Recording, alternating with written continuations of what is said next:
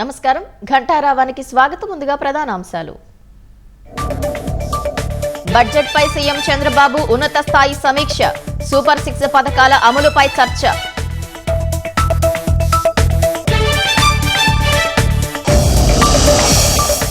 కావలి money trading కుంభకోణంలో పోలీసుల భాగస్వామ్యం.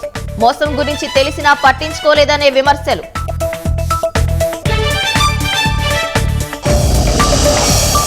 విజయవాడ అజిత్ సింగ్ నగర వాసులకు ట్రాఫిక్ కష్టాలు. వాహనాల సంఖ్యకు తగ్గట్లు రోడ్ల విస్తరణ లేక అవస్థలు.